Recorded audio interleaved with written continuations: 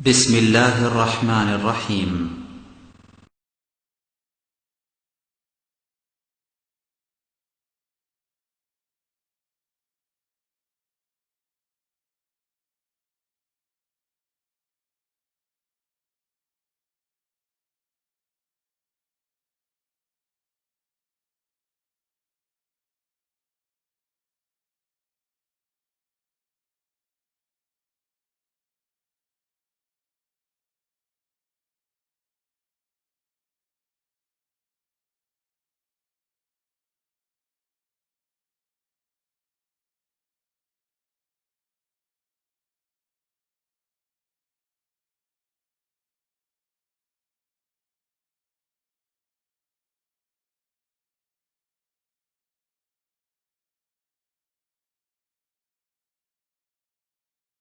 السلام عليكم ورحمة الله وبركاته. إن الحمد لله نحمده ونستعينه ونستغفره ونؤمن به ونتوكل عليه.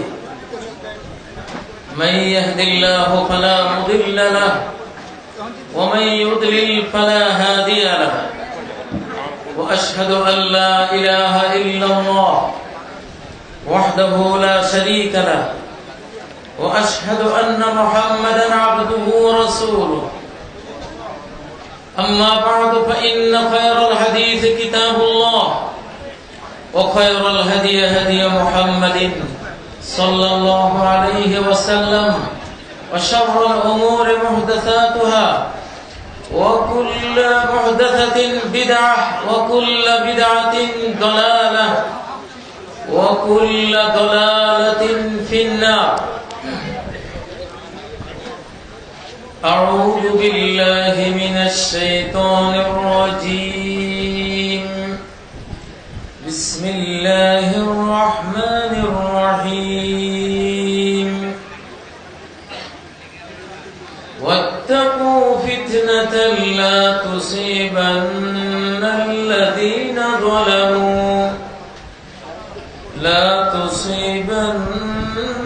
الذين ظلموا منكم خاصة واعلموا أن الله شديد العقاب. فليحذر الذين يخالفون عن أمره أن تصيبهم فتنة أو يصيبهم عذاب أليم. إن الذين فتنوا المؤمنين والمؤمنات ثم لم يتوبوا فلهم عذاب جهنم ولهم عذاب الحريق.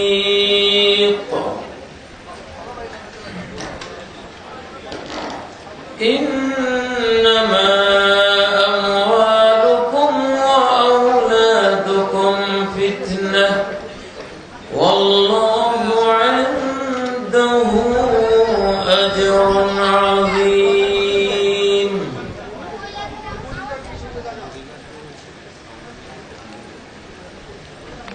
وما يؤمن أكثرهم بالله إلا وهم مشركون.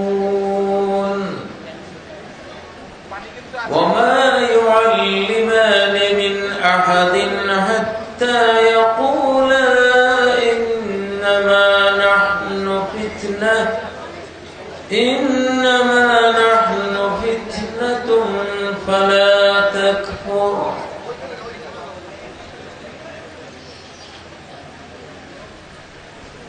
ويقول الرسول صلى الله عليه وسلم في حديث عند البخاري: إني لأرى الفتن تقع خلال بيوتكم كوقع القطر ويقول سيدنا حذيفة بن اليمان رضي الله تعالى عنه كان الناس يسألون رسول الله صلى الله عليه وسلم عن الخير وكنت أسأله عن الشر مخافة أن يدركني قلت يا رسول الله إنا كنا في جاهلية وشر فجاءنا الله بهذا الخير فهل بعد هذا الخير من شر قال نعم قلت فهل بعد ذلك الشر من خير قال نعم فيه دفن قلت وما دفنه قال قوم يهدون بغير هدي تعرف منهم وتنكر قلت فهل بعد ذلك الخير من شر قال نعم دعاة على أبواب جهنم من أجابهم إليها قذفوه فيها قلت فما تأمرني إن أدركني ذلك قال تلزم جماعة المسلمين وإمامهم قلت فإن لم يكن لهم جماعة ولا إمام قال فاعتزل تلك الفرق كلها ولو أن تعض بأصل شجرة حتى يدركك الموت وأنت على ذلك رواه الإمام البخاري في صحيح اللهم أخرجنا من عبادة العباد إلى عبادة رب العباد ومن جور الأديان إلى عدل الإسلام ومن ضيق الدنيا إلى سعة الآخرة اللهم صل على محمد وعلى آل محمد كما صليت على إبراهيم وعلى آل إبراهيم إنك حميد مجيد اللهم بارك على محمد وعلى آل محمد كما باركت على إبراهيم وعلى آل إبراهيم إنك حميد مجيد মেঘদূত যুব সংঘ ও মালিটোলা যুব ক্লাব এবং এলাকাবাসীর উদ্যোগে আয়োজিত বার্ষিক ওয়াজ মাহফিলের সম্মানিত সভাপতি ডক্টর আবু জায়েদ, প্রধান অতিথি হাজী মোহাম্মদ আবু সাঈদ, বিশেষ অতিথিবৃন্দ, ব্যবস্থাপক মণ্ডলী, পরিচালক মণ্ডলী, উলামায়ে কেরাম, আইম্মাতুল মাসাজিদ, সম্মানিত সুধী, সম্মুখে সম্মানিত বেরাদারানে ইসলাম, পর্দান্তরালে সম্মানিত মাদারানে ইসলাম,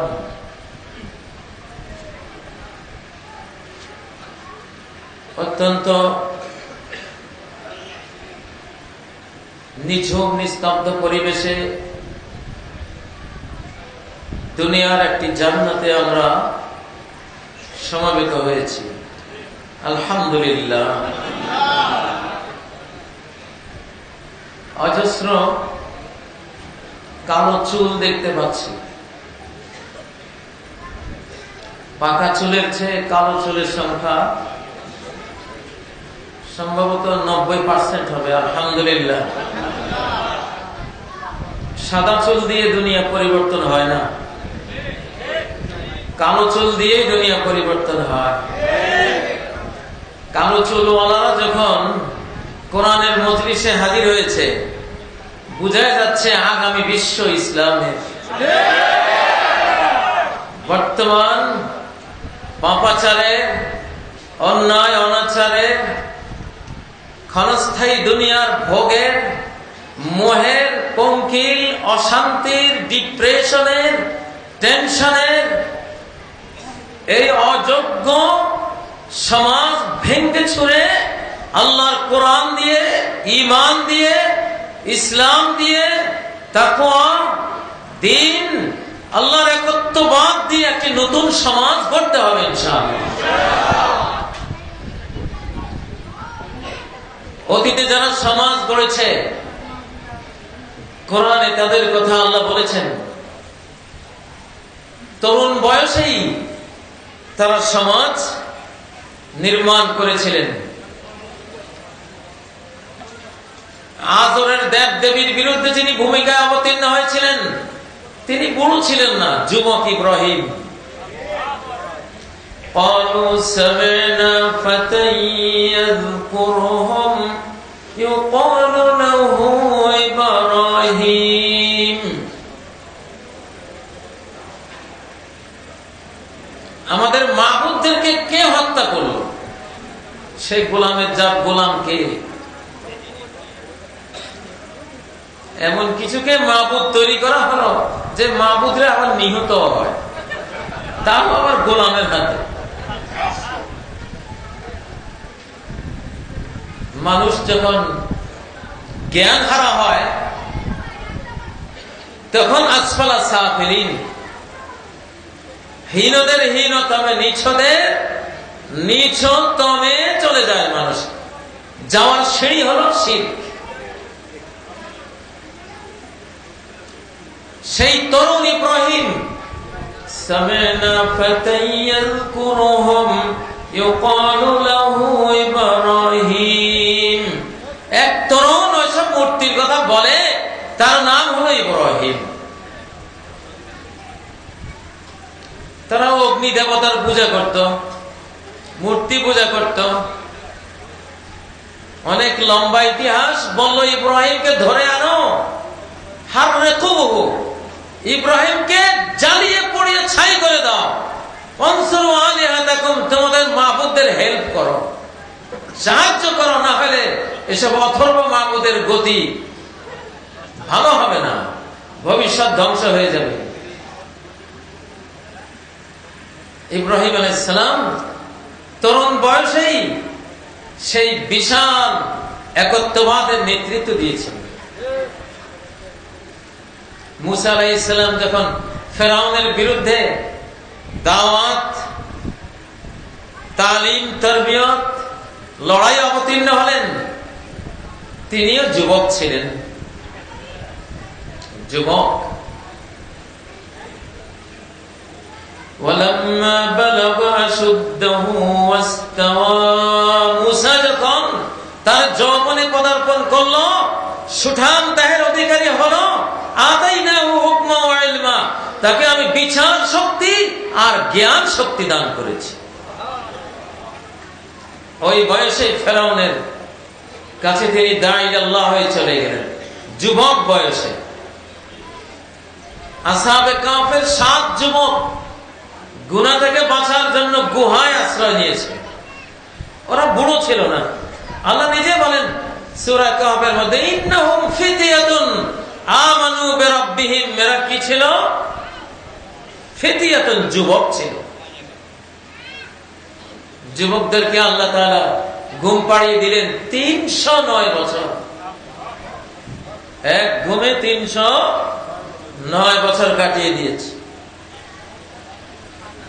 তারাও যুবক ছিলেন। এভাবেই যুবকরা যখন কোন দিকে হেলে পড়ে, ঝুঁকে পড়ে, তখন বিশ্বটা সেদিকে তৈরি হয়ে যায়। আজকের যুবকদের অবস্থা আলহামদুলিল্লাহ দেখে সেটাই মনে হলো, আগামী বিশ্ব ইসলামের, আগামী বিশ্ব কোরআনের, আগামী বিশ্ব ঈমানের, আগামী বিশ্ব মুহাম্মদুর রাসূলুল্লাহ সাল্লাল্লাহু আলাইহি সাল্লামের, আগামী বিশ্ব ইমাম মাহদী, আগামী বিশ্ব ঈসা আলাইহিস সালামের। ইনশাআল্লাহ। কত দেরি? বেশি দেরি নাই। ইয়াতাকারাবুজ জামান, সহিহ বুখারী হাদিসে নবী বলছেন, ইয়াতাকারাবুজ জামান, জামানা এত গতি সম্পন্ন হয়ে যাবে, খুব অল্প সময়ে অজস্র কাজ আঞ্জাম হয়ে যাবে, বছর হয়ে যাবে, হাত্তা তাকুনা সানাতু কাশাহরি, বছর হয়ে যাবে 1 মাসের সমান। 1 বছর সমান সমান 1 মাস। এখন 1 বছর, 1 বছরে অতীতের মানুষ যত কাজ করত আমরা 1 মাসে তা করতে পারি। তাহলে এখন যদি পৃথিবীতে 12 মাস যায়, অতীতের কত বছর পার হবে? 12 বছর। এখন 12 মাস সমান 12 বছর। 10 বছর সমান 120 বছর, তাহলে আগামী 10 বছরে 120 বছর পার হয়ে যাবে। ইয়াতাকারাবুজ জামান, এটা কি আমি বানিয়ে বলতেছি না, এটা সহিহ বুখারীর হাদিস। হাত্তা তাকুনা সানাতু কাশ-শাহরি, 1 বছর হয়ে যাবে 1 মাসের সমান। কেমনে? আগের যুগে বাংলাদেশের মানুষ হজে রওনা দিতেন, 6 মাস যেত হাঁটতে হাঁটতে। আর হজে যারা যেত প্রায় মারা পড়ত। এই জন্য পরিবার পরিজন বউ বেটিরা স্বামীদেরকে বুড়ো হওয়ার আগে হজে যেতে দিত না। বুড়ো হয়ে মারা গেলে যাও, যুবক বয়সে যাইতে দেওয়া যাবে না। আমাদের উপমহাদেশে বুড়োদের হজের কাহিনী এটাই। কারণ এত দূরপাল্লার সফর, কোথায় যে যাবে কোন সিটিও তো আসবে না, আসে না, মারা গেছে খোঁজ খবরও নাই। এই জন্য বুড়োকালে হজে যেত, 6 মাস 7 মাস 1 বছর পার হতো। আর এখন 7 দিনে হজ করে আসে। ঠিক নয় কি? জামানা খুব কাছে। আগামী 20 বছর যদি আমরা পার করি, তার মানে হাদিস অনুসারে 200 কত বছর, 240 পার হয়ে যাবে। তাহলে আমি যদি বলি আগামী 20 বছর সমান সমান 240, এই 240-এ কি ইমাম মাহদী আসতে পারে না? অবশ্যই পারে। ঈসা আলাইহিস সালাম আসতে পারে না? অবশ্যই পারে। তখন ইনশাআল্লাহ সারা বিশ্বে এই ইসলাম প্রতিষ্ঠা পেয়ে যাবে। আল্লাহ তাবারাকা ওয়া তাআলা দুনিয়ার সব বেঈমান, ইসলামের দুশমন, ইসলামের ঘাতক, ফেরাউন, পাতি ফেরাউন, নমরুদ, পাতি ফেরাউন, নমরুদ যা আছে সবগুলোকে আল্লাহ ইসলামের সেবায় নিয়োজিত করে রেখেছে। দুনিয়ার সব টেলিভিশন ইসলাম প্রচার করছে, ইসলামের খাদেম। দুনিয়ার সব টেলিভিশন কার খাদেম? ইসলামের খাদেম। আপনাদের অনেকেরই বুঝতে কষ্ট হচ্ছে, টেলিভিশন আমার ইসলামের খাদেম হলো কবে? এরা তো ইসলামকে অতল তলে তলিয়ে দিচ্ছে। টেলিভিশন গুলো যেই ফিতনা, যে সংস্কৃতি প্রচার করে, একেবারে নেকেড উলঙ্গপনা, পাপাচার যেভাবে প্রচার করে, এটা একটা সুস্থ যুবক যদি 3-4 বছর দেখে, এরপর দেখলে তার বমি আসার কথা।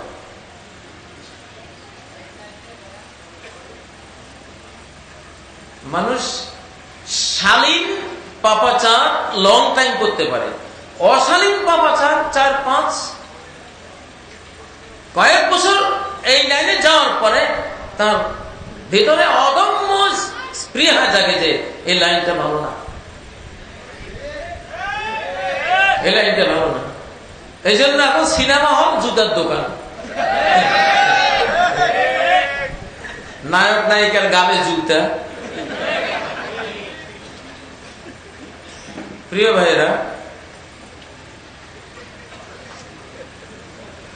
সিনেমা হল জুতা হওয়ার অর্থ কি? সিনেমা হলদের গালে জুতা মারা হল, জুতাই খাবে। সেদিন নায়িকা শাবানার ছবি একটা দেখলাম, বেশ মাশাআল্লাহ, কোন এক বিয়ের অনুষ্ঠানে মনে হয়েছিলেন, ফুল হিজাব পরা। ভালো লাগে না, ভালো লাগে না। এই জন্য টেলিভিশন গুলি যত নোংরামো, ল্যাংটামো যত বেশি প্রচার করবে, মানুষের ভিতরে শালীনতার দিকে, সভ্যতার দিকে, ভদ্রতার দিকে, সচ্চরিত্রতার দিকে যাওয়ার তত বেশি চেতনা তত আগে উজ্জীবিত হয়ে উঠবে। অতএব করতে দাও, ভয় নাই। ল্যাংটা হওয়ার পরে আর কি দেখাইবা? সব তো ল্যাংটা মামু হইয়াই ছাড়ছো, আর দেখাই বাকি, আর তো দেখাবার কিছু নাই, এবার কাপড় কিনল। এই অর্থে বলেছি সারা ওয়ার্ল্ডের সব মিডিয়া ইসলামের সেবক আল্লাহ বানাইছে। আলিফ লাইলা মার্কা অনুষ্ঠান যদি চলে, এটা শতাব্দী পার হয়ে যাবে, কারণ অর্ধেক শালীনতা আছে। আমি আলিফ লাইলা একদিনও দেখি না, আপনারা মনে করেন না যে হুজুর অবশ্যই না দেখলে কয় কেন, না আমি শুনি মানুষ বলা বলি করে, কিন্তু আমার মনে হয় আলিফ লাইলা এটা আমরা পড়েছি আরবিতে আলফ লাইলা অলাইলা 1001 রাত, এটারে বানাইছে আলিফ লাইলা। বা সুলতান সুলেমান মার্কা যেই নাটকগুলি, এগুলো শত সহস্র বছরও চলতে পারে যেহেতু শালীনতা আছে, কিন্তু অশালীনগুলি বেশি দিন যাবে না। এই জন্য একজন সমাজ বিজ্ঞানী মনীষী বলেছেন, দুনিয়ার সব নারীরা যদি এক সপ্তাহ, সারা ওয়ার্ল্ডের সব মেয়েরা যদি এক সপ্তাহ উলঙ্গ বেড়ায়, পৃথিবীতে আর নারীত্বের প্রতি আকর্ষণ কারো থাকবে না। এই জগৎটাকে মানুষ বর্জন করে ফেলবে। শালীন হওয়ার কারণে এটার প্রতি মানুষের আকর্ষণটা থেকে যায়। মুরগি যদি মোরগ দৌড়ায়, ওই মোরগ ওই এলাকায় থাকে না।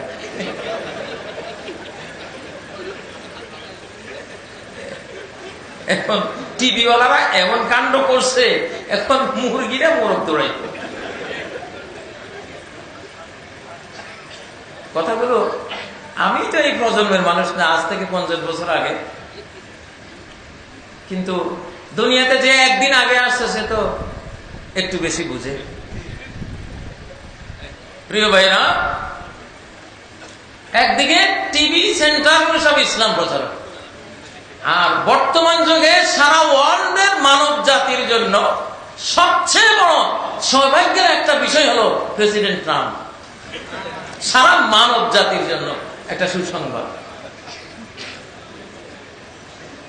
ওনার ইসলাম লইয়া যে টানা হেঁচড়া, ইসলাম ইসলাম ইসলাম, ইসলামের এত জিকির আল্লাহ ওনার দ্বারা করেছে, আলহামদুলিল্লাহ। ইসলাম শব্দটা তার কাছে যায় নাই। যেই কোন প্রান্তিক এলাকার বন বনানীর নদীর কুলের কুড়ে ঘরে তাবুর যে মানুষরা ইসলাম সম্বন্ধে কিছুই জানতো না, তার কানেও ট্রাম্পে পৌঁছাই দিছে।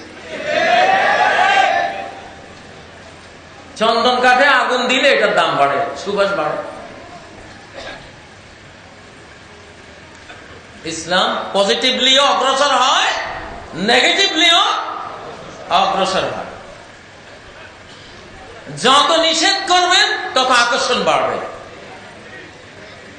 আমাদের ছোটকালে শুনতাম সিনেমায় হই হই রই রই ব্যাপার, তবে 18 বছরের নিচে যারা, তাদের দেখা নিষেধ। এই যে নিষেধ বলছে, এইবার 18 অনূর্ধ্ব 18 আর ভিতরে ঘুম নাই, ব্যাপারটা কি? নিষেধ কেন করবে? নিষিদ্ধ আলাদাই সব সিনেমায় ভর্তি, 18 বেশি বয়স্করা টিকিটে পায় না। বর্তমানে এই জিনিসটা হচ্ছে, আলহামদুলিল্লাহ। এক সময় আমরা অনেক দুঃখ করতাম যে ইসলাম কবে হবে, কবে আসবে। এখন আর দুঃখ নাই। এখন সারা পৃথিবীর গোটা মানব জাতি ঘোলা পানি খেয়ে খেয়ে সব এখন ইসলামের দিকে। আমি একটা তথ্য পেয়েছি, 24 ঘন্টায় 68,000 লোক মুসলমান হয়, তা গত বছরের জরিপ। প্রিয় ভাইরা, এমন একটা যুগে পৃথিবীতে আসতে পেরে আমরা সুখী না দুঃখী? অনেক সুখী, আলহামদুলিল্লাহ। চাকা ঘুরে গেছে, ভোরের আলো দেখে ফেলেছি, আর রাত আসবে না। এখন একটা দিন শুরু হয়েছে, 1 শতাব্দী চলে যাবে ইনশাআল্লাহ। 1 শতাব্দী আমরা আলোতে থাকবো। এখন জ্ঞান বিজ্ঞান, সমাজ বিজ্ঞান, ভূতত্ত্ব বিজ্ঞান, মহাকাশ বিজ্ঞান, বায়োলজি, এটা সেটা বিজ্ঞানের যত শাখা সবগুলিতে আবার উস্তাদিমার আরম্ভ হয়েছে। আলহামদুলিল্লাহ, উস্তাদগুলি বেরিয়ে আসতেছে। কোরআনের উস্তাদ। প্রিয় ভাইরা, তরুণদেরকে দেখে খুব ভালো লাগে, এই জন্যই এই কথাগুলি বললাম, সাহস যোগাবার জন্য। আল্লাহ তাআলা কোরআনে হাকিমে সূরা আনফাল 36 নম্বর আয়াতে বলেছেন, ইন্নাল্লাযীনা কাফারু ইউনফিকুনা আমওয়ালাহুম লিয়াসুদ্দু আন সাবিলিল্লাহ। যারা কাফের তারা তাদের ধন সম্পদ ব্যয় করবে ইসলাম থেকে মানব জাতিকে সরিয়ে দেওয়ার জন্য। ওদের নিয়ত হলো ইসলাম থেকে সরে যাও।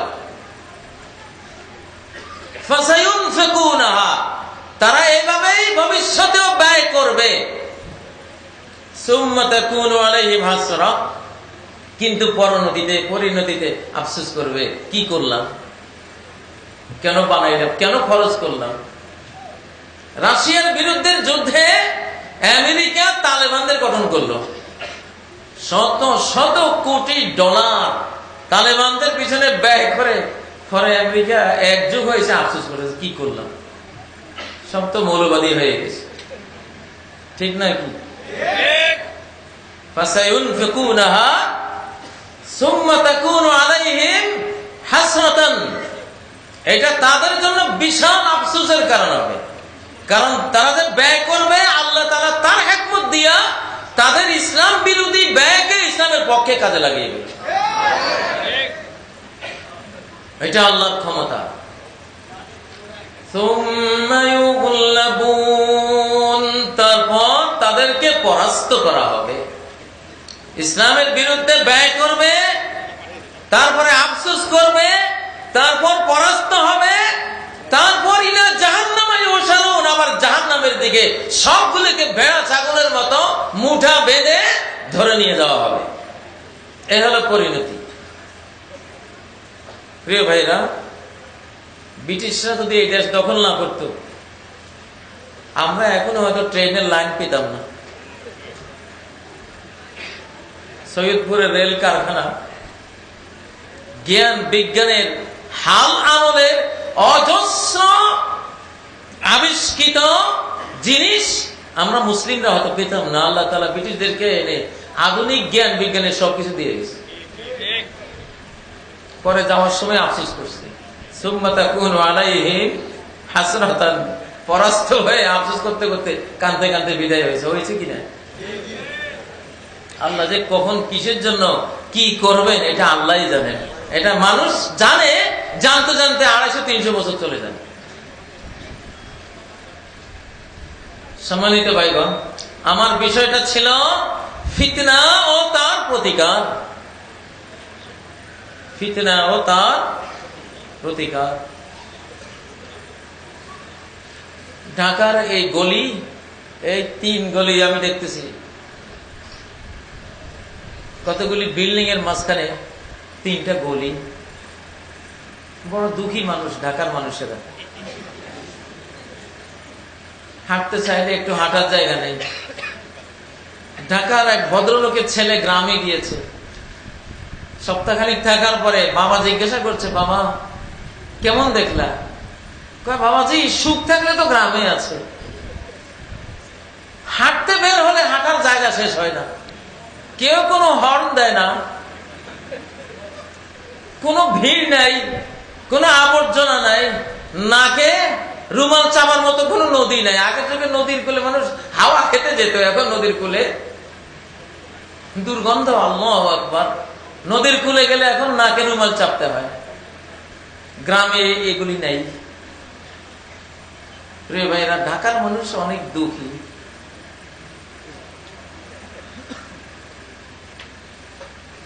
এই বিল্ডিং, এই মরা বিল্ডিং এর ভিতরে জীবনটা একটা ফিতনা, পরীক্ষার জীবন, কষ্টের জীবন। ঢাকার এত সুন্দর সুন্দর বিল্ডিং যদি প্রাণী জগতে খুব গ্রহণযোগ্য হতো, তাহলে হাজার হাজার পাক পাখালি সুন্দরবনে না উড়ে সব ঢাকার আকাশ বাতাসে উঠত। কিন্তু ঢাকার আকাশ বাতাসে কাউয়া ছাড়া আর কিছু নাই। এটা এখন কাউয়ের নগরী, কাকের নগরী। জীব বৈচিত্র্য যেখানে নাই, বোঝা গেল জীবের জন্য ওই পরিবেশ মৃত্যুর সমতুল্য।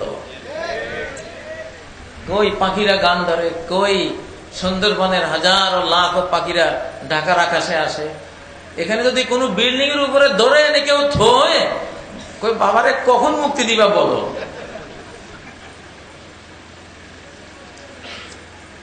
সুন্দরবনের একটা গুইসাপকে যদি কেউ এই গলিতে এনে ছেড়ে দেয়, সে বলবে আল্লাহ তাআলা এই জাহান্নাম থেকে কবে বাঁচাইবে তুমি? ঠিক নয় কি? ওয়া আদম উসকুন আনতা ওয়া যাওজুকাল জান্নাহ, ও আদম তুমি আর তোমার স্ত্রী এমন পরিবেশে থাকো যেটা জান্নাত বাগান, চারপাশে গাছ, মাঝখানে তোমরা ছোট্ট একটা ঘর করে থাকো। তাহলে বাঁচবা, সুখী হোক, টাইগার হোক। ঢাকার ভিতরে টাইগার হয় না, দুই একটা ধরি থই ওগুলি মরা, চিড়িয়াখানায় মরে রয়েছে, কোনো কাম লাভ। আমরা গ্রামে যখন ছিলাম, কি ডান পিটে আমাদের শিশুকালের কথা মনে হয়, সারাদিন কিলাকিলি করতে বললাম, শরীরে জোরে ধরে না, এগুলি ব্যয় করে কোথায়? আর এখন ঢাকাতে হাঁটতে পারে না, কমন নড়ে চড়ে, কি অবস্থা! এইসব পরিবেশ মূর্খতার পরিবেশ।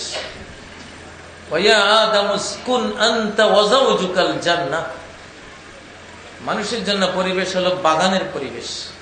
এই জন্য ব্রিটিশ রানীর একটা বাড়ি কয়েক কিলোমিটার বাগানের ভিতরে ওনার একটা বাসভবন।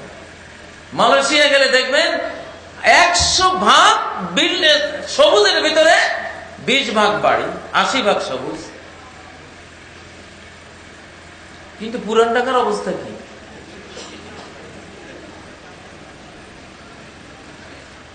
বহুত করুণ প্রিয় ভাইয়েরা। এরপরে সারা রাত বাতি জ্বলে থাকে, চাঁদের আলো দেখার আর সৌভাগ্য নেই। হ্যাঁ, চাঁদের আলো দেখেন, এটা আরেক ফিতনা। যারা রাতের অন্ধকারকে দূর করে দিয়ে আলোর পরিবেশ বানায়, তারা নিজেদেরকে ক্যান্সারের ঝুঁকিতে ফেলে দেয়। 12-14 ঘন্টা যদি আলো শরীরে ঢুকে, তাহলে অন্তত 10 ঘন্টা অন্ধকারও ডাউনলোড করাইতে হবে। এখানে অন্ধকার কই?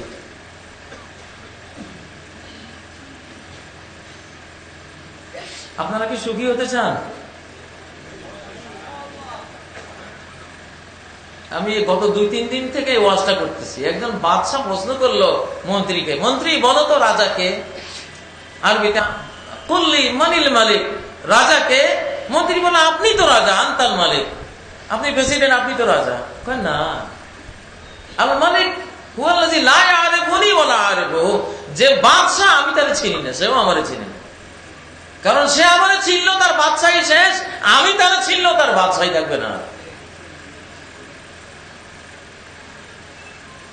পাখিরা বাদশাহী করে। পাখি 3টা জিনিস পাখির কাছে আছে, ঘুঘু পাখি, চড়ুই পাখি, বক পাখি, টিয়ে পাখি, কত কত দোয়েল পাখি।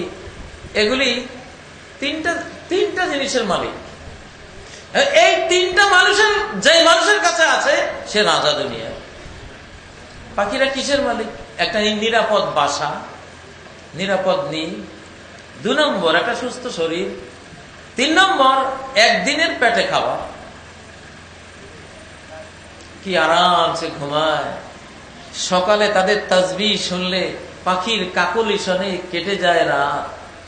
ঠিক নয় কি? কি সুন্দর ছিল। তো ওই বাদশা বলছে যে আমি তো বাদশা না, আমি তো হলাম চৌকিদার। জনগণের সম্পদ আমার কাঁধে চাপিয়ে দিয়েছে, এগুলি চৌকিদারি করি। আমার তো সুখ বলতে কিছু নাই। সুখ হলো ওই ব্যক্তির, নবী সাল্লাল্লাহু আলাইহি সাল্লাম বলেছেন, তিরমিজির হাদিস, মান আসবাহা আমিনান ফি সিরবিহি, কার যদি একটা কোণে ঘর থাকে সেখানে সে নিরাপদ থাকে, মুআফান ফি বাদানিহি, শরীরটা সুস্থ থাকে, ইনদাহু কুতু ইয়াউমিহি, একদিনের খাবার যদি থাকে, ফাকান্নামা হিজাত লাহু দুনিয়া বিহাযাফিরিহা, সে 7 মহাদেশের সমস্ত সুখ শান্তির মালিক। প্রিয় ভাইরা,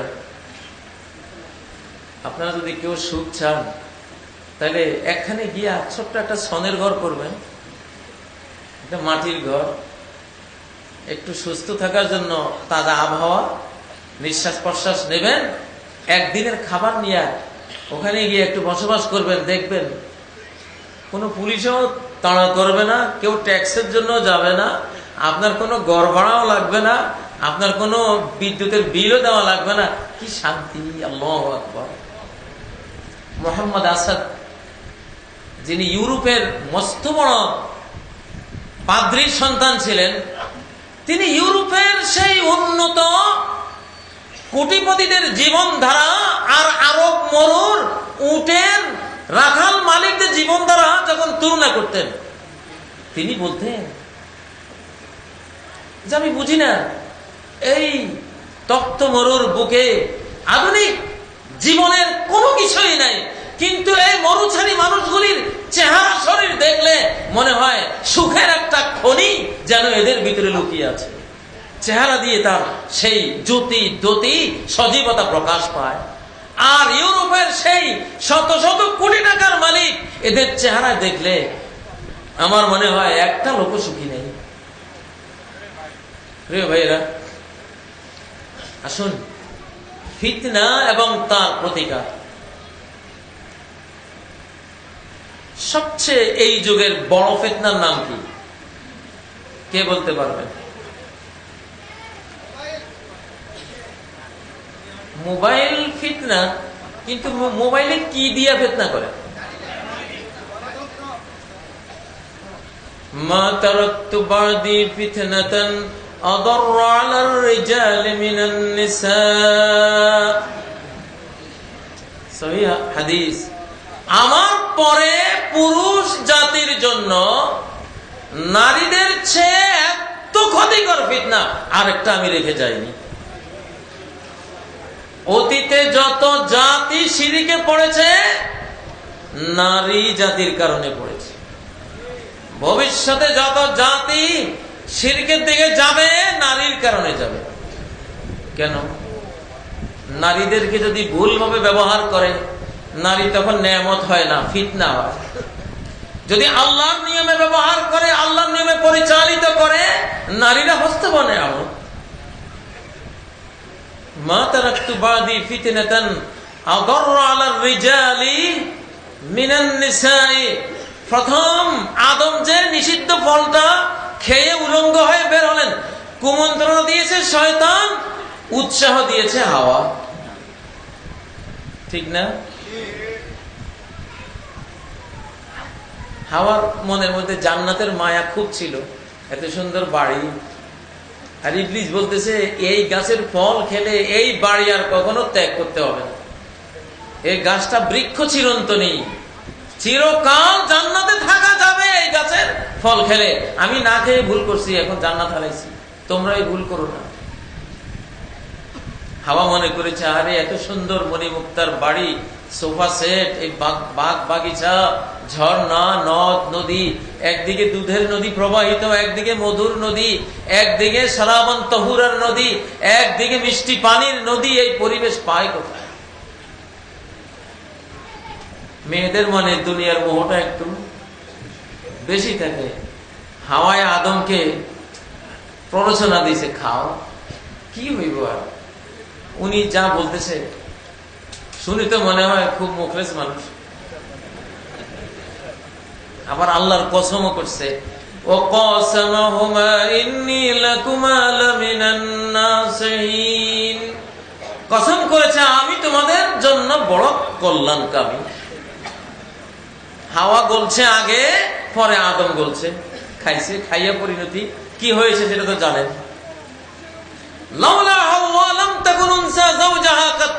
এই জন্য সহিহ বুখারীতে এসেছে, হাওয়া যদি আদমকে ওই কুমন্ত্রণা না দিত, বিশ্ব ইতিহাসে কোন বিশ্বাসঘাতক স্ত্রী পাওয়া যেত না। সব স্ত্রীরাই স্বামীর সাথে পুরোপুরি অঙ্গীকার, তার জীবন যৌবন রক্ষার যতগুলি শর্ত আছে সব পূরণ করত। কিন্তু হাওয়ার ওই ভুলের কারণে সংসার জীবনে দেখা যায় বহু নারীরাই বিশ্বাস নষ্ট করে। ওলাউলা বানু ইসরাইল লাম ইয়াখনিজিল্লাহু, ইহুদিরা যদি মান্না সালওয়া স্টক না করত, কোন গোস্ত পৃথিবীতে পচত না। আগের যুগের মানুষ 1000 বছর আগের গোস্ত মাংস 1000 বছর পরে খেত, কারণ তখন পচনের নিয়ম ছিল না। একটা মাছ একবার সাগর থেকে তুলে আনলে এটা 1000 বছর থেকে যাবে, পচবে না। পচন শুরু হয়েছে কখন? ইহুদিদেরকে আল্লাহ বললেন আনজালনা আলাইকুমুল মান্না ওয়াস সালওয়া, মান্না সালওয়া ভুনা পাখি আর মিষ্টি নাজিল করেছে, এগুলি খাও, যা লাগবে খাবে, স্টক করবে না। ইহুদিরা স্টক রাখতে শুরু করলো, আল্লাহ গোস্তের মধ্যে পছন্দ ধরিয়ে দিলে, সেই থেকে গোস্ত পচে যায়। ইহুদিরা ওই ভুল না করলে আজকে আমাদের কারো ঘরে ফ্রিজ রাখার দরকার হতো না, কারণ গোস্ত এনে থুয়ে দিতাম, যেমনে রাখতাম অমনি থাকত। মানুষের অপরাধের কারণে মানুষ যুগ যুগান্তর ব্যাপী ক্ষতি বয়ে বেড়াতে হয়। প্রথম ফিতনা মানব জাতির হওয়ার কারণে, এরপরের ফিতনা কাবিল আর হাবিলের মধ্যে কিসের কারণে? খুনের ঘটনা। কিসের কারণে? নারী তো নেয়ামত, নারীর কারণে খুনের ঘটনা ঘটবে কেন? নারীকে যখন আল্লাহর নিয়মের বাইরে কেউ পেতে চায় তখন সেটা ফিতনা। কাবিল আল্লাহর তৎকালীন নিয়মের বাইরে পেতে চেয়েছিল, এই জন্য বিপর্যয়, প্রথম হত্যাকাণ্ড ঘটল। আজকে আমাদের যে ইতিহাস ইসলামের আমরা পাই, মুসলিম জাতি যে অর্ধ পৃথিবী জয় করেছিল, যে সন্তানরা অর্ধ পৃথিবী জয় করে দিয়েছিল, এরা প্রত্যেকটা সন্তান পর্দানসীন মায়ের সন্তান, পর্দানসীন মায়ের পবিত্র কোলের সন্তান, সৎ চরিত্র মায়ের ছেলেরা, আল্লাহওয়ানি মায়ের ছেলেরা। স্বামীর ঘর সাজিয়েছে যে নারীরা, সেই নারীদের ছেলেরাই অর্ধ পৃথিবী জয় করে দিয়ে গেছে।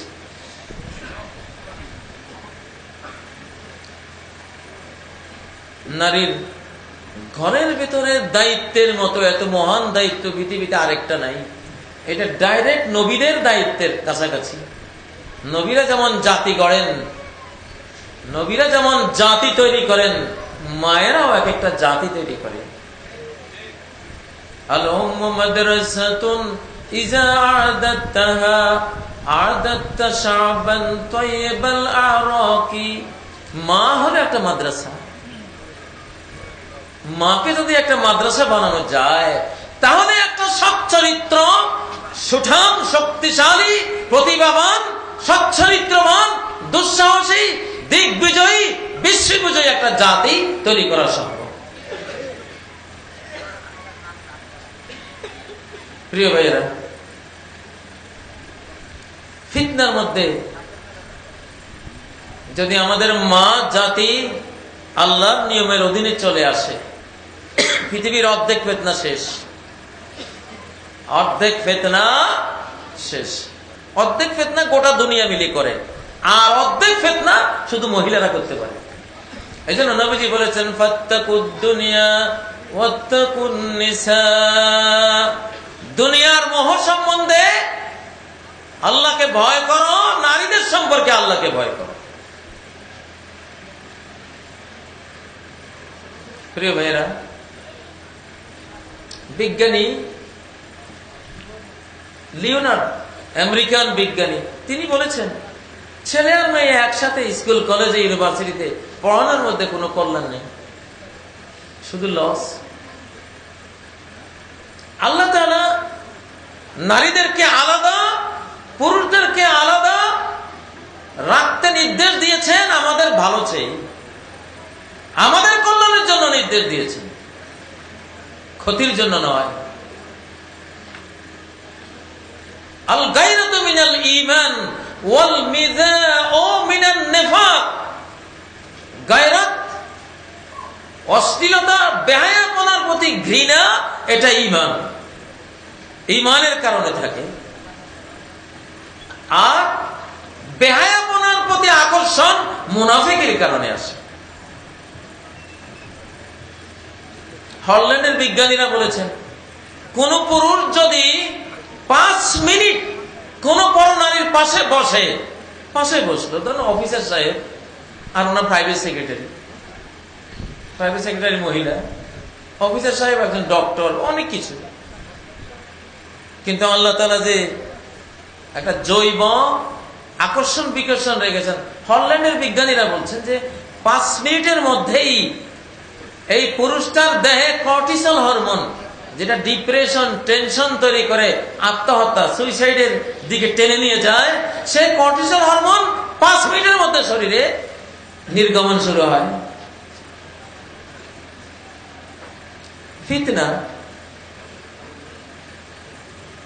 যে কোনো দুনিয়ার যে কোনো নিয়ামত একটা পরীক্ষা। ফিতনার এক অর্থ হলো পরীক্ষা। মহিলার একটা পরীক্ষা, টাকা পয়সা একটা পরীক্ষা, দুনিয়ার ক্ষমতা একটা পরীক্ষা, যৌবন একটা পরীক্ষা, ফিতনা মানে পরীক্ষা, মা বাবা একটা পরীক্ষা, সন্তান সন্ততি একটা পরীক্ষা, আজকের এই মাহফিলও একটা পরীক্ষা। কারা মাহফিলে আসে, কারা আসে না, এটা কিন্তু একটা পরীক্ষার বিষয়। দুনিয়ার নেয়ামতগুলি একটাও নেয়ামত না যদি আল্লাহর নিয়মে ব্যবহার না হয়। দুনিয়ার কোন নেয়ামতই নেয়ামত না যদি আল্লাহর নিয়মে ব্যবহার না হয়। আল্লাহ নেয়ামত দিয়েছেন, পরীক্ষা করছে, ফিতনা। প্রিয় ভাইয়েরা, নারী জাতি তার দেহের প্রতি বর্গ ইঞ্চি পোশাক দিয়া সে জান্নাত কিনতে হবে। তার দেহের প্রতি বর্গ ইঞ্চিতে ফরজ লেবাস, ফরজ হেজাব লাগানো সৃষ্টিকর্তার বাতলানো ফরজ, অপরিহার্য কর্তব্য। ঠিক নয় কি?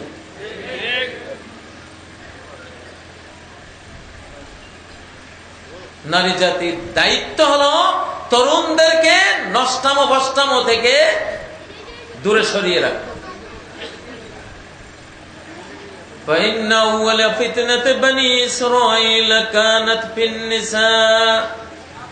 বর্তমান বিশ্বে মানুষ যেসব কারণে ধ্বংস হয়েছে তার মধ্যে পর্নোগ্রাফি 3টা জিনিসের মধ্যে অন্যতম। পর্নোগ্রাফি, অশ্লীল নারীত্বের ছড়াছড়ি টিভিতে, বিলবোর্ডে, পত্রিকায়, ম্যাগাজিনে, রাস্তাঘাটে, অফিসে, আদালতে, হাটে, বাজারে, পরিবারে, কোথায় না আছে ফিতনা। এক সাহাবী নবীজিকে প্রশ্ন করলেন, হে আল্লাহ রাসূল, বলুন তো ভাবির জন্য দেবর কি জিনিস আর দুলাভাইয়ের জন্য শালি কি জিনিস? হামু আরবি শব্দ। হামু মানে ভাবির দেবর আর দুলাভাইয়ের শালি, এই দুটো কি জিনিস? নবী সাল্লাল্লাহু আলাইহি ওয়াসাল্লাম বললেন, আল হামু আল মউত। ভাবির জন্য দেবর হলো মালাকুল মউত। আরো মারাত্মক, ডাইরেক্ট মউত, ডেথ। আর দুলাভাইয়ের জন্য শালি হইল মালাকুল মউত। একদিন একজন ভালো দিনদার গোছের মানুষ,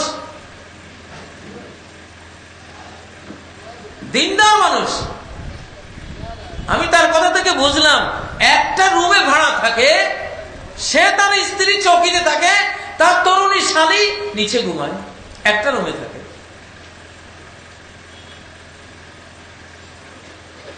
এটা সভ্যতা? এটা ইসলাম? ইসলামের সভ্যতা হলো কারো ঘরের ভিতরে তাকাতে হলে আগে সালাম দিতে হবে অনুমতির জন্য, অনুমোদনের জন্য।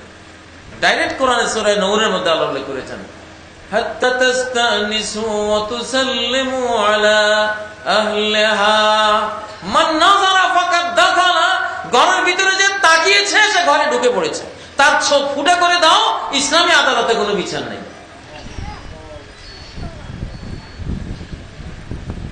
নজর মান নাযারা ফাকাদ দাখালা। আরবের এক ব্যক্তি নবীজির ঘরের দিকে তাকাচ্ছিল, নবীজি এত বড় কেচি লয়ে আসে তার চোখ ফুটা করার জন্য, কিন্তু সুযোগ পান নাই ফুটা করতে। ফুটা করে দিলে ইসলামী আদালতে এটা বিচার নেই, তুমি অপরাধ করেছ, শাস্তি পেয়েছ। প্রিয় ভাইরা, ফিতনা আজকে নারী জাতিরা যে মা জাতি ছিল, নেয়ামত ছিল, স্ত্রী ছিল, ভগ্নী ছিল, খালা ছিল, ফুফু ছিল, গোটা মানব জাতিকে ফিতনায় রূপান্তরিত করা হয়েছে, ভুলভাবে ভুল পথে পরিচালিত করে। এই জন্য সমাজ ধ্বংস, মা জাতি শেষ, জাতি শেষ। এখন চোখের পাপ কি মারাত্মক জিনিস। নারীকে ঘর থেকে বের করে দিয়েছেন, পাহাড় উপর থেকে পাথর ছেড়ে দিয়েছেন। এটা গড়াতে গড়াতে গড়াতে কোথায় গিয়ে থামবে বলুন? একেবারে উপত্যকার গভীর খাদে। এটা তো ওখানে থাকবে না। পাহাড় উপর থেকে ছেড়ে দিবেন কিনা ওটাই পয়েন্ট। একটা 2 টন ওজনের পাথর পাহাড় চূড়া থেকে ছাড়বেন কিনা এটা হলো কথা। ছেড়ে দেওয়ার পরে আর আপনার কিছু করার নেই। এটা রাস্তায় থামবে না, এটা থামবে একেবারে গর্তের শেষ তলায় গিয়ে। ঠিক নয়? নারীকে যখন ছেড়ে দিয়েছেন আপনারা পুরুষরা, নারী যখন কুপথে চলে পুরুষ মারা পড়ে। ওয়ালা ফাশাজ্জিনা ফি কওমিন ইল্লা ফাশা বিহিমুল মাউত। কোন পুরুষ সমাজ যদি নারীদের বহির্গমন এবং যথেচ্ছাচারিতা, বেপরদা, বেহায়াপনা অনুমোদন করে, সেই পুরুষ সমাজের মধ্যে মৃত্যু মহামারী রূপ নেবে। পুরুষ বাঁচবে না, কারণ পুরুষের দোষে নারী নষ্ট হয়। আগের যুগের পুরুষরা দাড়িওয়ালা ছিল, বাবরি পাগড়ি, আবা কাবা, হাতে লাঠিও আছে। একজনকে দেখলে সব মহিলার 2 দিকে রাস্তা ছেড়ে সব পালাচ্ছে। কি এক জবরদস্ত বেড়া, সিংহ আইতেছে মনে হয়। এখন আছে এগুলি? নেই। নবীজি অর্ধেক সতর্ক থাকতে বলেছেন আমাদেরকে নারীর বিষয়ে, অর্ধেক। গোটা দুনিয়ার সব মিলিয়ে অর্ধেক, শুধু নারীরা অর্ধেক। তাহলে অর্ধেক ফিতনা শেষ যদি আমাদের মা বোনরা ঠিক মতো চলে। সিরিয়ার একজন খ্রিস্টান, তিনি এক মুসলিম যুবককে ভাড়া দিলেন তার বাসা।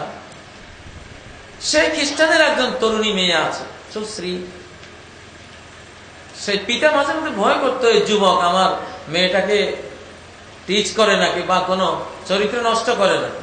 কিন্তু সেই খ্রিস্টান পিতা সচেতন ভাবে অবজার্ভ করে দেখলো যে একদিনের জন্য এই তরুণ ছেলেটা, এই যুবক ছেলেটা তার মেয়ের দিকে একদিনের জন্য সে তাকায়, সবসময় নিচের দিকে তাকিয়ে আসা যাওয়া করে।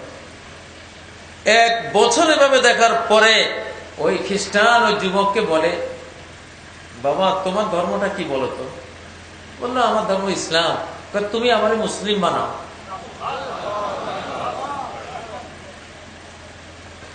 ইসলামের জন্য অনেক বড় বক্তা, পণ্ডিত, ডক্টর, প্রফেসর দরকার নেই। ইসলামের দরকার এমন কিছু মুসলিম যারা ইসলামের প্রতিটি জিনিসকে পরম শ্রদ্ধায় জীবনে জড়িয়ে রাখে। এদের দ্বারা ইসলাম ছড়িয়ে যাবে। আমেরিকার পরিবেশে থাকা এক মুসলিম যুবক তার পিতাকে চিঠি লিখলো সে এক খ্রিস্টান মেয়েকে বিয়ে করবে। মা বাবা রাজি হলো না। 2-3 মাস পরে যুবক মা বাবার কাছে চিঠি লিখলো, মেয়েটা যদি মুসলিম হয়, ইসলাম কবুল করে, তোমরা রাজি হবা? মা বাবা বলেন হ্যাঁ, তাহলে রাজি আছি। তখন যুবক গিয়ে ছেলেকে প্রস্তাব করলো, তুমি ইসলাম কবুল করলে আমরা সবাই রাজি। সে বলল ইসলাম কবুল করব, আমি না পড়ে কেমনে কবুল করবো? আমাকে বইপত্র দাও তোমার ইসলামের, আমাকে 4 মাস টাইম দাও, আমি পড়ালেখা করে যদি আমার মন আল্লাহ খুলে দেন তোমার ধর্ম গ্রহণ করব। 4 মাস পড়ালেখা করে এই মেয়েটা যুবক ফোন করলো যে হ্যাঁ তোমার জন্য সুসংবাদ, মস্ত বড় সুসংবাদ। কি কয়? যে আমি তো মুসলিম হয়ে গেছি। যুবক তো আনন্দে ফেটে গেল একেবারে, মা বাবার কাছে সাথে সাথে নিউজ পাঠিয়ে আনন্দ করতেছে। এই সময় ওই মেয়েটার আবার দ্বিতীয় কল আসলো, কিন্তু মনে রেখো কখনো আমি তোমাকে বিয়ে করব না। এখন তো যুবকের সব আনন্দ শেষ। কেন কেন সিস্টার, কি হলো? কয় আমার স্টাডি মতে তুমি মুসলমান না, তুমি আমাকে মুসলমান বানিয়েছ বিয়ে করার জন্য। আজকে আমি মুসলিম হয়ে আমারও তো একটা চয়েস আছে, আমি মুসলমান স্বামী ছাড়া নিব কেন? তো আমি 4-5 যা পড়লাম, পড়ার সাথে তোমার জীবন মিলিয়ে দেখি তোমার মধ্যে ইসলামের কিছুই নেই, তোমার আমি নিব কেন? এখন তুমি অযোগ্য, এতদিন আমি অযোগ্যতার যে চেয়ারে বসা ছিলাম, এখন তোমার ওই চেয়ারে বসেই আমি চললাম। আসসালামু আলাইকুম। প্রিয় ভাইয়েরা, ফিতনা হলো পরীক্ষা, দুনিয়ার সম্পদ পরীক্ষা। এটাকে আল্লাহর পথে যে ব্যয় করে তাকে ইসলামে ধনী বলা হয়। ধনীকে আল্লাহর কোরআন আর হাদিসে ধনীকে, যে ধন পেয়ে আল্লাহর পথে ব্যয় করে ধনকে নেয়ামতে রূপ দেয়, সে হলো ধনী। আর যে ধরে রাখছে হলো বখিল, কঞ্জুস, কারণ এর এটা ধন নয়, এটা হলো আযাব আর শাস্তির উপকরণ তার জন্য। প্রিয় ভাইয়েরা, ফিতনার অনেকগুলো দিক আছে। বর্তমানে মোবাইল একটা ফিতনা, ইন্টারনেট একটা ফিতনা, ফেসবুক একটা ফিতনা, টেলিভিশন একটা ফিতনা, FM রেডিও গুলি এক একটা ফিতনা। ফিতনা তো এখন প্রযুক্তির ভিতরে ঢুকে বিরাট শক্তিতে রূপান্তরিত হয়েছে। যে ব্যক্তি তার মোবাইল ব্যবহারের ক্ষেত্রে মুসলিম হতে পারল না, তাকে এই মোবাইলই যথেষ্ট জাহান্নামে নেওয়ার জন্য, যথেষ্ট। অনেক হুজুররা ফতোয়া দেয় যে টিভির হুজুরগুলি ভালো না, যারা টেলিভিশনে বক্তৃতা করে ভালো না। আরে বাবা, টেলিভিশনে যে হুজুরা বক্তৃতা করে এরা কি মন্দের ভিতরে ভালো দিল না ভালোর ভিতরে মন্দ নিয়ে গেল? কোনটা করলো তারা? মন্দের ভিতরে 100% মন্দ ছিল, সেখানে তারা ভালো দিয়ে অন্তত 20% 30% কমিয়ে দিয়েছে। দিয়েছে কিনা? তাহলে ইসলামে তো ভালোর মধ্যে মন্দ দেওয়া হারাম, মন্দের ভিতরে ভালো দেয় এটা কি? ইযহাবা ইলা ফিরআউন ইন্নাহু তাগা। মূসা আর হারুন, তোমরা ভালো নিয়ে ফেরাউনের কাছে যাও। ফেরাউন 100% মন্দ, তোমরা ওখানে গিয়ে কিছু ভালো দিলে মন্দের পরিমাণটা কিছু তো কমবে। যে হুজুরের ফতোয়া দিল যে টিভিতে প্রোগ্রাম করা ভালো না, সেই হুজুরের পকেটে কিন্তু অ্যান্ড্রয়েড সেট, বুঝেন না? এইটা তো আরো বড় টিভি, টিভির চেয়ে কম, কোন অংশে কম নয়। প্রিয় ভাইয়েরা, যে কোনো ফিতনাকে কোরআন ও সুন্নাহর আলোকে যদি আমরা ব্যবহার করতে পারি, তাহলে ফিতনাটা নেয়ামতের রূপ নেবে ইনশাআল্লাহ। মোবাইল দিয়ে সারা রাত কোরআন শোনা যাবে, তাহলে মোবাইল নেয়ামত হয়ে গেল। মোবাইল দিয়ে সারা ওয়ার্ল্ডের স্কলারদের ইসলামী বক্তৃতাগুলি কেউ চাইলে শুনতে পারে, নেয়ামত হয়ে গেল, ঠিক না? মোবাইলের মধ্যে একটা লাইব্রেরি ইনস্টল করে রেখে বিভিন্ন ভাষায় জ্ঞান উপার্জন করতে থাকলে মোবাইলটাই তার জন্য ইউনিভার্সিটি। মোবাইলকে রোখানো সম্ভব নয়, সম্ভব হলো এটা ফিতনা, এটাকে নেয়ামতের রূপ দেব আমি, এটাকে অভিশাপ হতে দেব না, এটাকে আমার জন্য আমি আল্লাহর নেয়ামতে রূপান্তরিত করার চেষ্টাটা, প্রযুক্তিটা নেব, তাহলে ইনশাল্লাহ বেঁচে গেলাম। সম্মানিত ভাইগণ, ফিতনা সম্পর্কে অনেক হাদিস নবীজি বলে গেছেন। হাদিসে জিবরাইলের মধ্যে দুটা অংশ আছে। ফাকবিরনি আন আমারাতিহা, হে আল্লাহর রাসূল, আমাকে কিয়ামতের আলামতগুলি সম্পর্কে একটু সংবাদ দিন। কিয়ামত আমার কত কাছে, কি দেখলে আমি বুঝবো। দুটা কথা বলেছেন। আনতালিদাল আমাতু রাব্বাতাহা, কিয়ামত তখন খুব কাছে বলে বিশ্বাস করবে যখন কোন মা তার বসকে জন্ম দেবে। মায়ের ঘরে মায়ের সন্তান জন্ম হবে, মায়ের ঘরে মায়ের সন্তান জন্ম হবে না, কি জন্ম হবে? মায়ের বস, মায়ের মনিব, মায়ের কর্তা, মালিক জন্ম হবে। এটা কেমন? এই কথাটা এই জন্য বলছি, বর্তমানে বিশ্বটা বড় মারাত্মক। একটা ফিতনা যখন শুরু হয় সারা ওয়ার্ল্ডে ছড়িয়ে পড়ে, ঠিক নয় কি?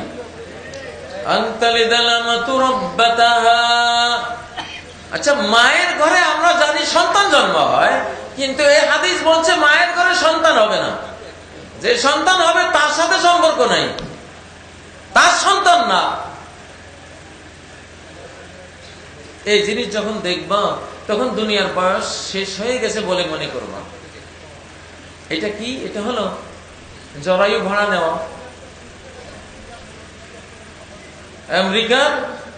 আমেরিকার দম্পতিরা যারা সন্তান জন্ম দেওয়ার ক্ষমতা হারিয়েছে, স্ত্রী গর্ভধারণ করতে অক্ষম, ভারতীয় একজন নারীর জরায়ু ভাড়া করলো। $12,000 দেব। ওই স্বামীর শুক্রাণু, তার স্ত্রীর ডিম্বাণু, সবটা তাদের। এটাকে টেস্ট টিউবে নিষিক্ত করে একজন অন্য নারীর গর্ভে স্থাপন করিয়ে দিল।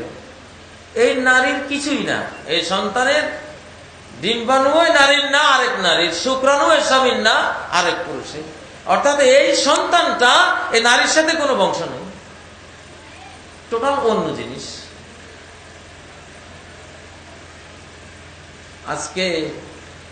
আজ থেকে 3-4 বছর আগেও আমরা কেউ কল্পনাই করতে পারতাম না যে এভাবে জরায়ু ভাড়া নেওয়া যায়। কিন্তু আল্লাহর নবীজি 1400 বছর আগে এটা জানতেন।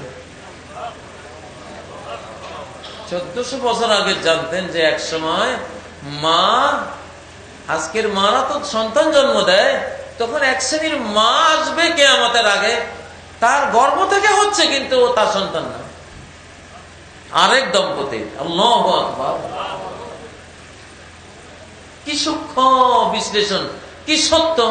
এই একটা হাদিসই তো যথেষ্ট যে মুহাম্মদ সাল্লাল্লাহু আলাইহি সাল্লাম আল্লাহর সত্যবাদী রাসূল ছিলেন। আমরা এই হাদিসের এই পাঠটা নিয়ে কত ব্যাখ্যা বিশ্লেষণ, কত কিছুই পড়েছি, কিন্তু প্রত্যেকটা হাদিস প্রত্যেক সংবাদ বুঝার একটা উপযুক্ত সময় আসবে, ওই সময়ের আগে ওই সংবাদটা বুঝা যাবে না। আল্লাহ রাসূল সাল্লাল্লাহু আলাইহি সাল্লাম হাদিসে জিবরাইলের মধ্যে যে আনতালিদাল আমাতু রাব্বাতাহা, কিয়ামত অতি নিকটে এসে গেলে এই ঘটনা ঘটবে যে মা তার সন্তান জন্ম দেবে না, আরেকজনের সন্তান, অর্থাৎ সে টাকার বিনিময়ে সন্তান তার গর্ভে নেবে। এই সন্তান হবে তার মনিব, তার সাইয়্যিদ, তার রব্বা, এগুলি হবে।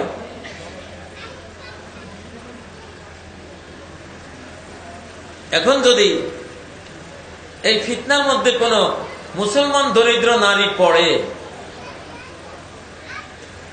কোন মুসলমান দরিদ্র নারীর জন্য কি এই জরায়ু ভাড়া দেয়া বৈধ হবে? অসম্ভব, এটা অসম্ভব, এটা হারাম। সন্তানের সাথে তার মাতৃত্বের সম্পর্ক থাকা ফরজ। এটা গোটা মানব জাতির মধ্যে এক বিশাল বিশৃঙ্খলা তৈরি করবে, বেহায়াপনা তৈরি করবে। আরেক নারীর মাঝে আরেক পুরুষের উপকরণ চলে গেল, টোটাল হারাম, টোটাল অবৈধ। প্রিয় ভাইয়েরা, প্রীতি না, এইভাবে সমাজে একটা একটা একটা করে আসে। আসলে ফিতনার বয়ানটা অনেক লম্বা। আপনারা আজকে যে বক্তাদেরকে দাওয়াত দিয়েছেন, এদের এক একজনে একটা মাহফিল সামলাইতে পারে।